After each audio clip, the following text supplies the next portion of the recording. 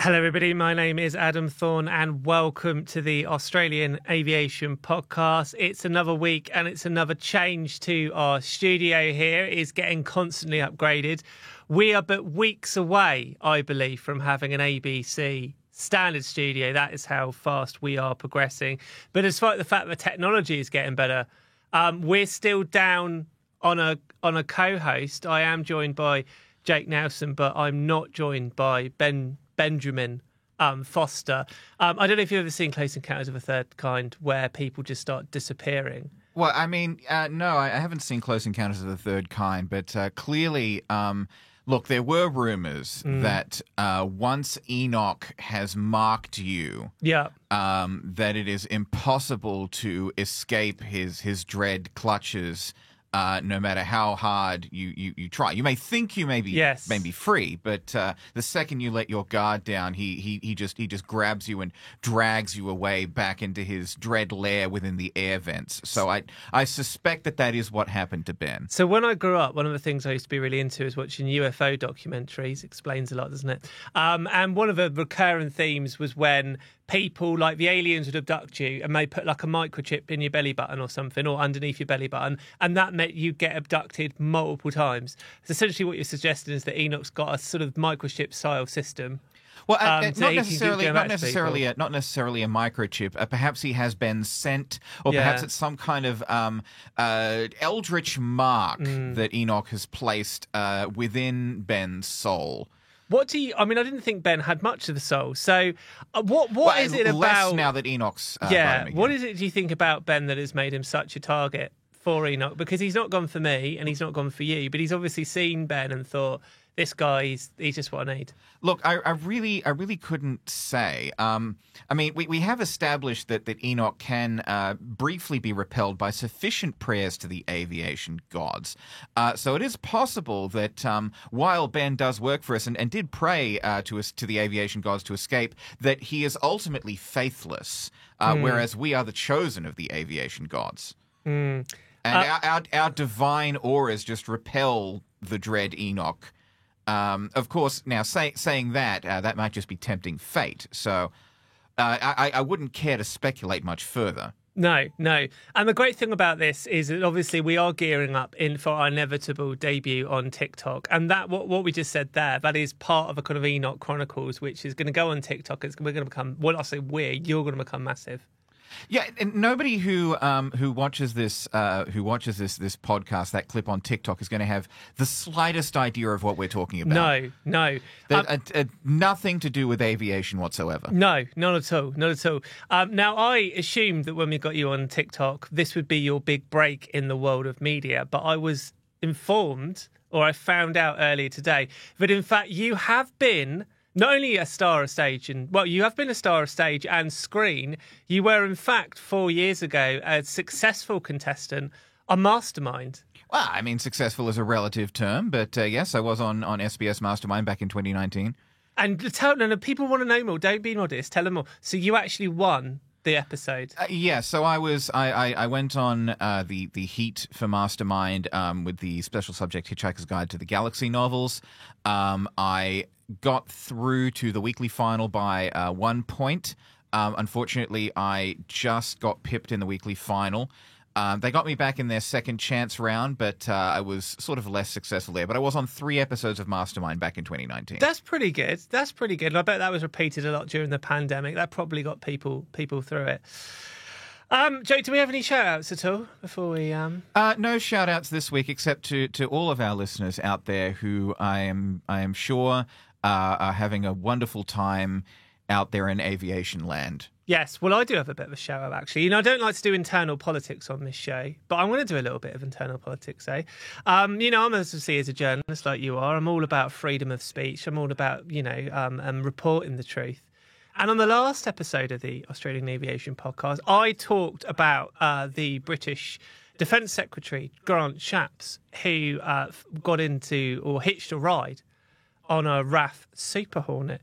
And the official explanation for this was that it's because the RAF operate a Super Hornet and the RAF don't, and this was like showing off capability to one of our allies. And I, in the course of saying why this is nonsense, used what I would consider to be a very low-tiered swear word, which I now cannot repeat, but it would have the initials BS, right? Big silliness. Exactly, big silliness. And I was obviously used this word because I felt it was the most appropriate word. And I was listening to the podcast on the website or on the audio channels, and it was bleeped out. It was bleeped out. Now, we do not know if that was our producer, Dennis, but it could also have been the dreaded Enoch, who not only apparently likes feasting on the souls of us, but also, I don't know, maybe he's a huge fan of etiquette. I don't know. Quite possibly. I mean, we really have no way of knowing, for example, what Enoch does in the air vents. Perhaps he actually just takes tea parties. Perhaps his fearsome, presumably, appearance has led us all to misjudge him, and he's just been having a nice pot of tea with Ben this whole time. Possibly. Now let's move on to the talking about the aviation news. Now, we had something of a dilemma in the last week because obviously we've had the Easter long weekend, which means that we've had less days of reporting. But also naturally, because Easter's a busy time for aviation, there's been less announcements, less natural news for us to cover. And so therefore we thought, what are we going to do? There isn't the news there. And then we thought, we'll do what all good journalists do. We'll just make stuff up. As I've always said, never let the facts get in the way of a good story. And of course, we haven't. Jake, tell us what I'm talking about here. Tell the listeners what we're. Well, I have no idea what you're talking about myself, Adam. This was a hard-hitting, in-depth investigation into one of the worst offenders in the Australian used plane market. One Honest Don McDouglas of Honest Don's Quality Used Planes in the Sydney suburb of Swindleham.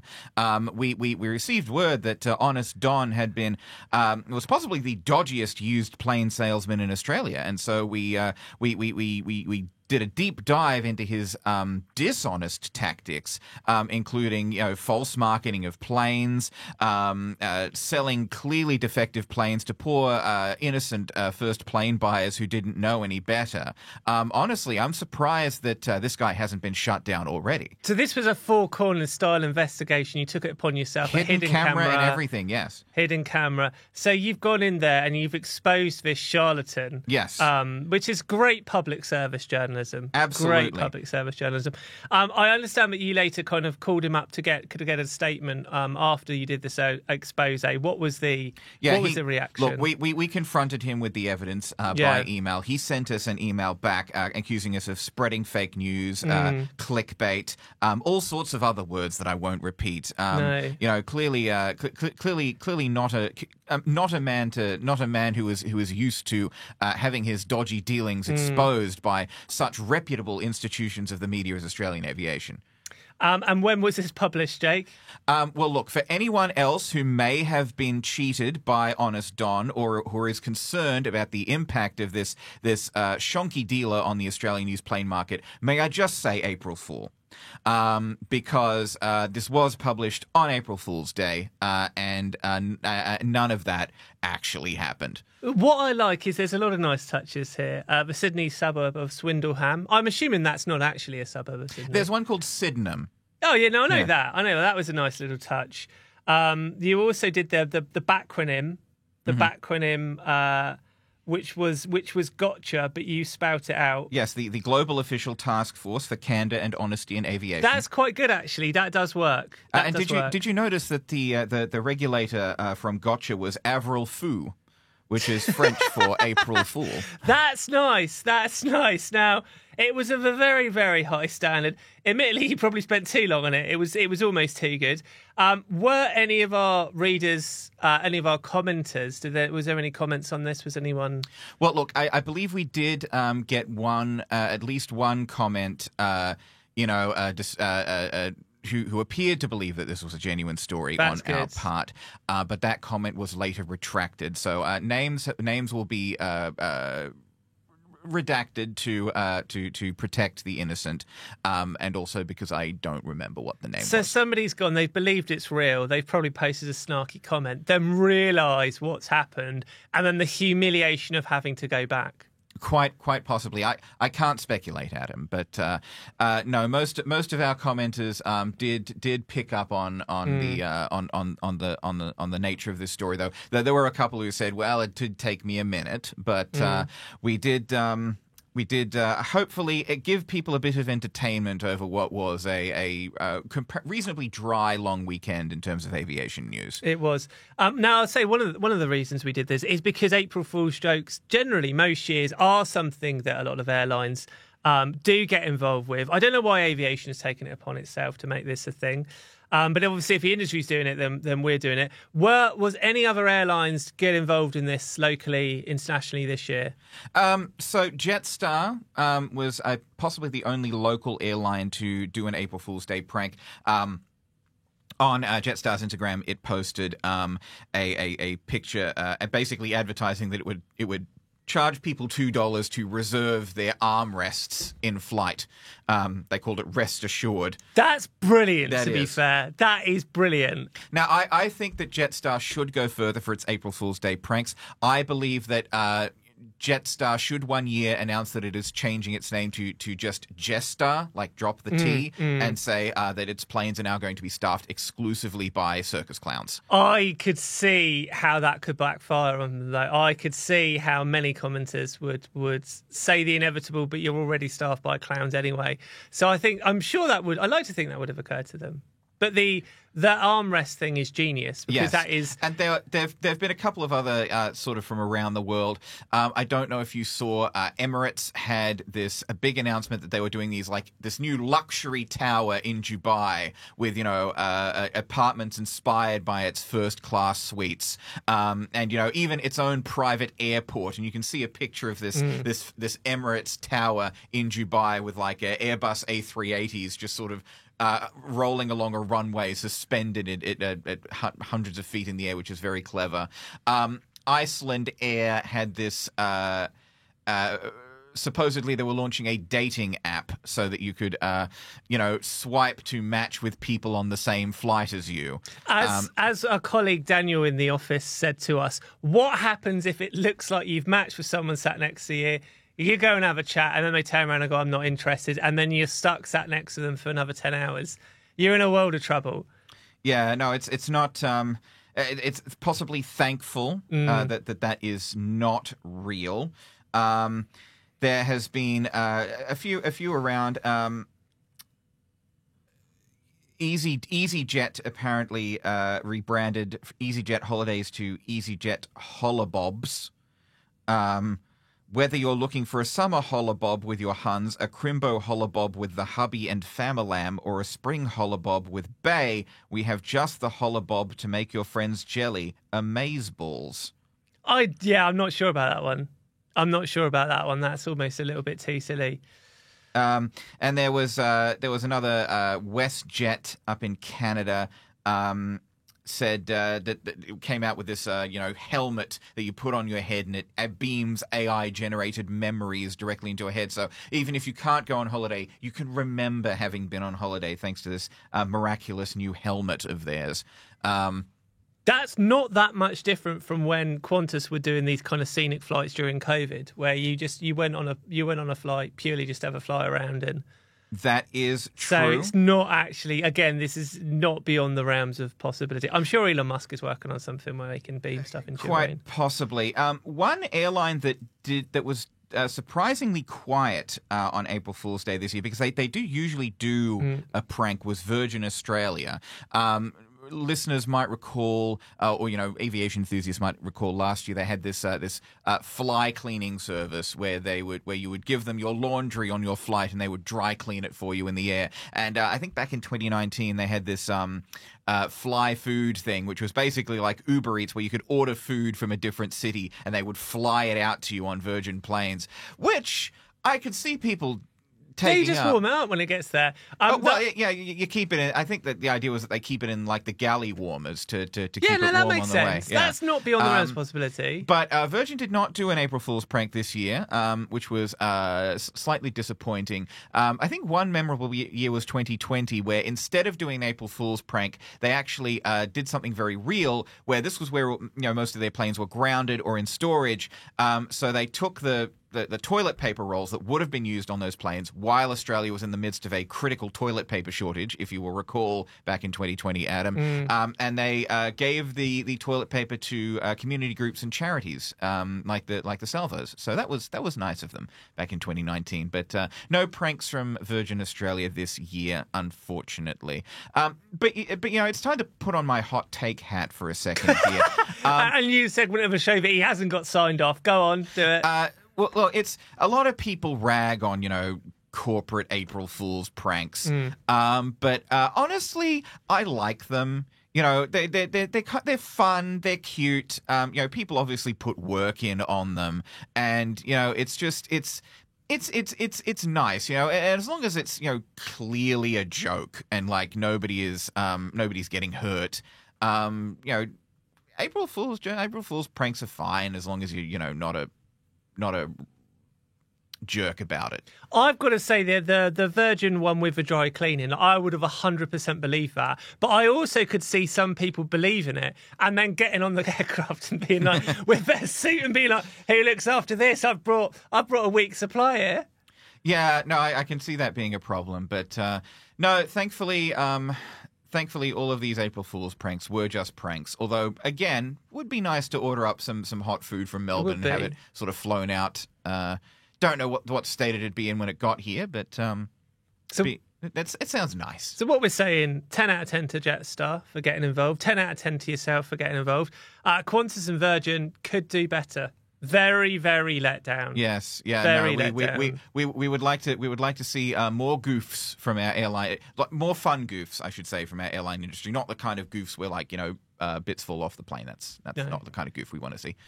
Okay, welcome back. So we managed to make it 17 minutes through this show without actually talking about any fact-based news. We should probably, talk about some real news.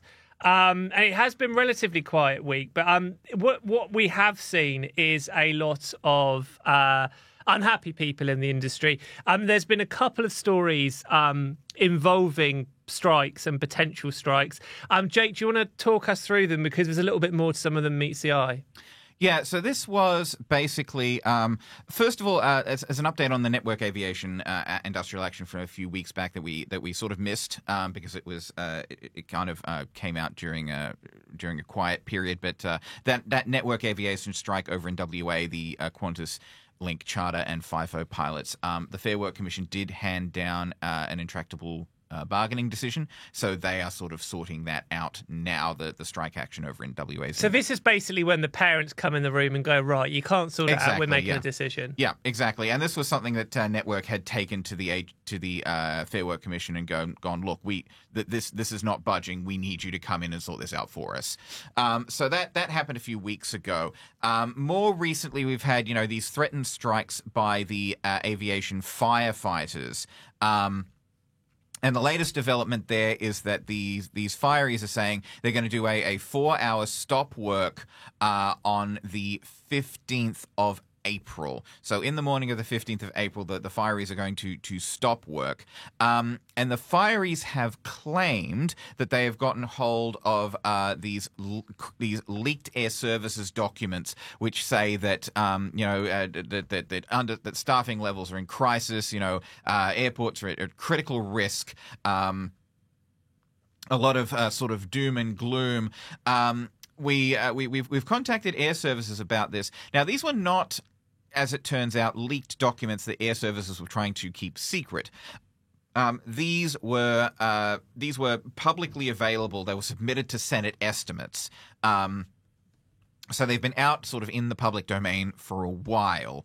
The other thing is these were not actual documents that were assessing risk. These were planning tools which basically posed sort of hypothetical worst case scenarios to try and posit what would happen to help Air Services plan its firefighting efforts, essentially. So it's sort of the firefighters union has basically gotten these documents, which are planning tools for hypothetical scenarios, and use them as per Air Services to claim that there is a lot more risk to travellers than there actually is. Which is, obviously a bit of a negotiating tactic. But again, there are two sides to every story. So, for instance, last year it was a row about whether or not Air Services were understaffed, and a lot of this kind of come down to how you defined being understaffed. So, Air Services have always said we actually have more people than we necessarily need. Well, this was air traffic controllers. Yeah. Not necessarily firefighters.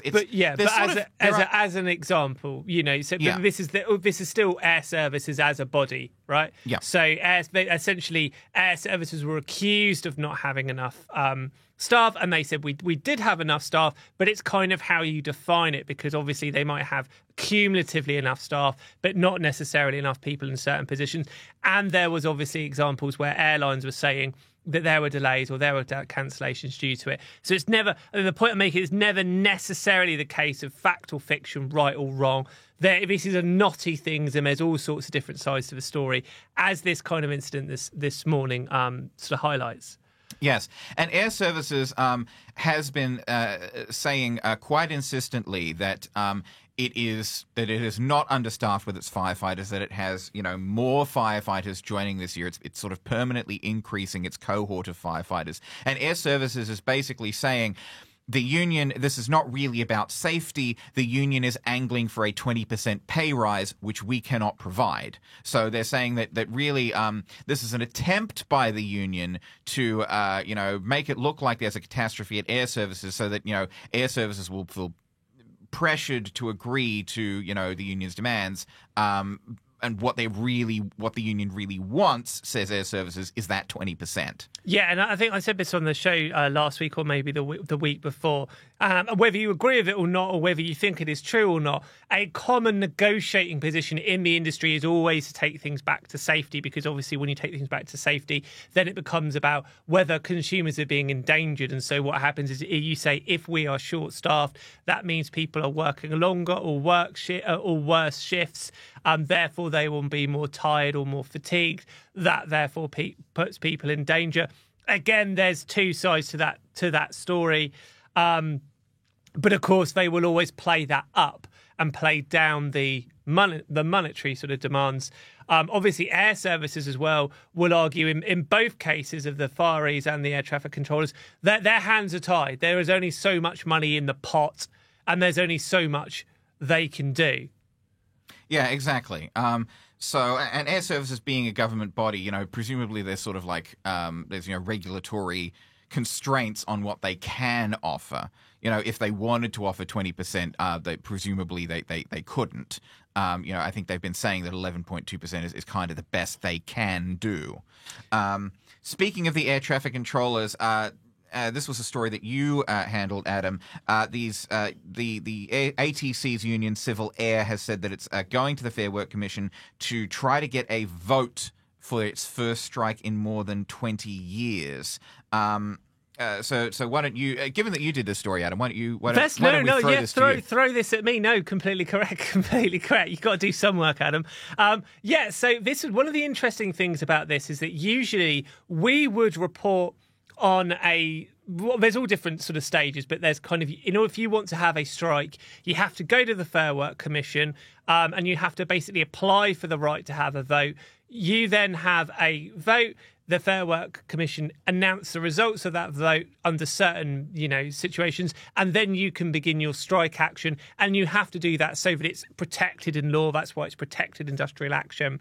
And so usually if you're a news outlet, you may start beginning that reporting process when the strike has been finalised. But this story, which I think was originally given to The Australian, basically came before they'd actually put in the application to a vote. So we're still a long way away from that process going about. So again, this is a kind of negotiating tactic here, because they're getting in early. They're drumming up this kind of publicity. Obviously, if they go for the vote, that's because they have a very good inkling that should the vote happen, which it almost certainly will, that staff will vote or members will vote for these strikes. The problem that they're going to have, of course, is that when we talk about air traffic controllers, while it is the case that you may not necessarily need air traffic controllers over certain airspace or at smaller airports, obviously in major airports you will do. So this has a potential to cause a lot of disruption. It won't necessarily be the case that this will cause safety concerns, but it would be the case potentially that airlines have to adjust their schedules potentially at relatively short notice. And all of this stuff, as the industry is just sort of starting to really get back on its feet after COVID, is going to be another thing to deal with. So and again, the combination of these two potential industrial actions, or one is that it's going to happen, could cause trouble. Obviously, it's bad because you've got two sets of strike action, which are both ultimately overseen by air services, or they're the people responsible. It's going to put a lot of pressure on them. Yeah, just on the fireys issue, by the way, as I understand it, domestically, whether an airline flies into an airport that does not have ARF, aviation rescue firefighters on duty, domestically, I believe that is up to the airlines. Mm-hmm. So if Qantas or Virgin want to fly planes into airports while these fireys are on strike, they can.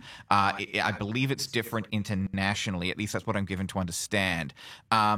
In terms of what happens if something does go wrong, I believe the contingency plan is to call in local fire services. So, call in like New South Wales Fire and Rescue, as opposed to the dedicated aviation rescue firefighters. Obviously not as fast, but that's what I understand to be the case.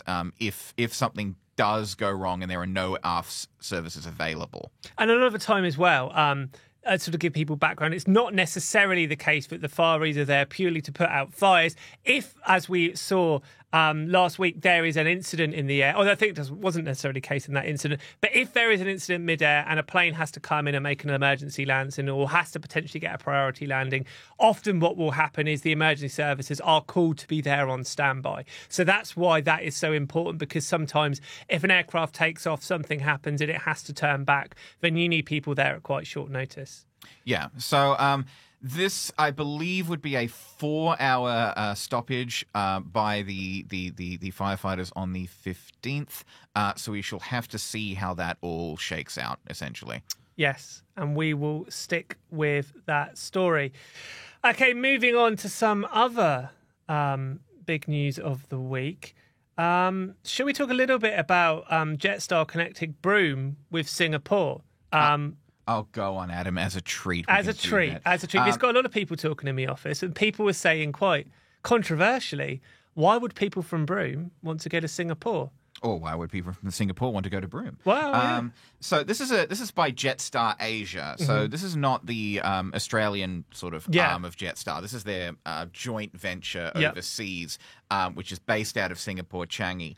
And these Jetstar Asia is basically going to be operating 2 return flights per week seasonally between Singapore and Broome. Now, this is the first international service out of Broome for at least a long time, like a properly scheduled one. There were some charter flights from Broome to Singapore by Silk Air in 2018 and 2019. But, this is the first, at least, regularly scheduled one for a good while. It's sort of this is the Broome and the wider Kimberley region are something of a tourist destination. There's all sorts of lovely natural features up there that people from Singapore might want to see, and people from Broome might want to head up to Singapore to connect to other destinations around the world without having to fly down to Perth or across to Darwin or wherever to do it. But this is going to be sort of complementing as well the service that Jetstar Australia is doing from Perth to Singapore starting later this year. I see. So it gives you more options to people that want to perhaps go to Broome and then travel to Perth and then go around. Have you ever been to Broome? I've never been to Broome. I've not been to Broome. I've been to Perth, never been to Broome. We were looking this morning, there's crocodiles in Broome, isn't there? There are crocodiles in Broome. Yeah, I don't want any of that. There's crocodiles in lots of places, Adam. Yeah, not any places I'm going. I'm not going anywhere there's crocodiles. And there's nothing against, if you are listening from Broome, nothing against good people of Broome. If you are a crocodile, we have nothing against crocodiles. Oh, we either. do. I don't want any crocodiles listening to this show. Get out. Adam, get out. we cannot neglect the crocodile market. Crocodiles don't get on aircraft. Crocodiles can't fly. Not with that attitude, they do. No. Okay, welcome back. So this may not, on the surface, sound the most exciting story, but it actually is a little bit more interesting than it seems. And this is the case that Bonza has kind of branched out from its app-first strategy with a new booking website. So a bit of background. When Bonza launched, very unusually, the only way you could book tickets is either through their app, and that meant literally an app on your phone or your iPad or whatever, or going via selected travel agents. And this wouldn't, on the surface, seem madness, because you'd be like, well, why wouldn't you get yourself on Skyscanner, or why wouldn't you do it in a more traditional way? But their argument is, obviously, if you sort of force is the wrong word, but if you encourage everybody to go on your app, that keeps them a lot more engaged, gets them in the kind of ecosystem, obviously makes it more likely they might book in future, and enables them to communicate a lot more easily by doing this. But it didn't seem to hold them back at all, in that, from what we've seen, some of the routes have been very successful. They've now kind of semi-branched out in that you will now be able to go on, or you can now go onto the Bonza website and book flights just as you would on another airline's website. Jake, how does this work, and how is it going to work with the app? Essentially, this flybonza.com website, you can use it to book your flights. It also includes options for group bookings and Bonza holidays. It includes a travel agent portal, a digital chat function. The site is intended to, it said, customers... not everyone wants to book via the app, so they're giving the customers the option of booking through the website. So you can book your tickets through the website. That said, a lot of the other functions that you need for a Bonza flight still need to be done through the app. So you need to use the app to check it. So the app is for checking in, boarding passes, onboard food, beverages, and entertainment. People who've been on Bonza flights. If you've been on a Bonza flight, let us know how you found the experience. There's been apparently quite a bit of positive feedback, but we always like hearing customer stories here. There's been basically, there's not the traditional, they bring the cart up midway through the flight and you select. You go into the app and you buy from the app what you would like, and they will just bring it to you. So which is actually a really good idea. Yeah, it's logistically possibly a bit more difficult than the cart, but Bonza's Bonza legends seem to be managing. It's definitely more convenient for the customer.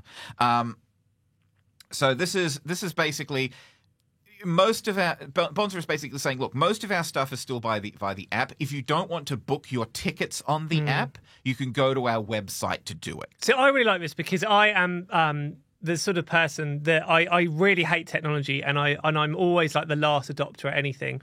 So I was one of the last people to ever get into internet banking. Did not buy into that at all. I'm like, I want to go down to the bank and I want to get cash out and I want to see it all properly. I'm like, the second it's online, the second you sign up for that, you're going to get hacked or something, or you're going to mess it up. I still refuse to use that awful thing, where you can pay with your phone. Yeah, I don't need that. I don't do that. Really? No, I refuse. I'm like, what? Imagine, because I don't know. Maybe I'm wrong. If someone nicks your phone, then I'm in my head. It's like, well, they've got everything. Well, yeah, I mean, if someone nicks your phone, but they would, a lot of these phones do require like fingerprint authentication. Oh, yeah, no, totally. Like, if I want to pay for something using my phone, I do have to, scan my fingerprint first before I can tap the phone. And on my watch, I've got to put the pin in for my watch, which no, I'm not telling you what that is. So you're paying for stuff with your watch? Yeah, but your watch, Apple watches have Apple Pay, Samsung watches have Apple Pay. Samsung Pay. Sorry, Samsung watches do not have Apple Pay. But like there's watches that have access to Google Pay. You can pay for stuff using your watch, which works most of the time. So that is genuinely amazing. But anyway, the reason I was bringing this up is I personally would feel deeply uncomfortable booking something as expensive as a flight and as tricky as a flight on an app. if I'm booking, say, I know it's not an international airline, but say if I'm booking flights back to London, I am agonising over every detail. I am going through the booking process really slowly. I am triple checking everything. And I'm almost like my hands are quite sweaty as I go to the book point. But I couldn't ever imagine booking something like a flight on an app. I just wouldn't do it. And there's just a whole bunch of things that are more pleasant to do in a web browser than they are through an app.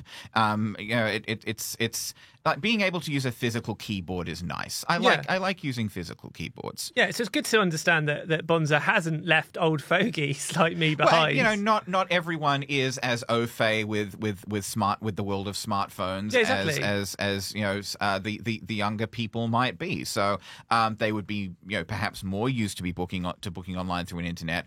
Of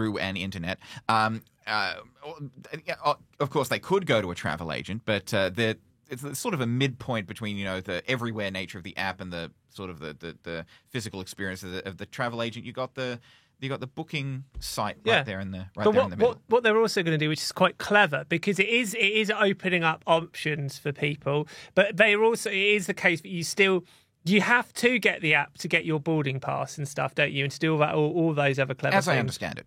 Yeah, which does make sense, because I would feel uneasy about booking something like that over an app, but I would have no issue with getting. So I've got like the Qantas app to check in and stuff. That will make sense to me. And the clever thing about this is that they are both opening it up to people that would feel uncomfortable booking over an app, but they're also still keeping people in their kind of app ecosystem, which is so they still get the rub of that as well.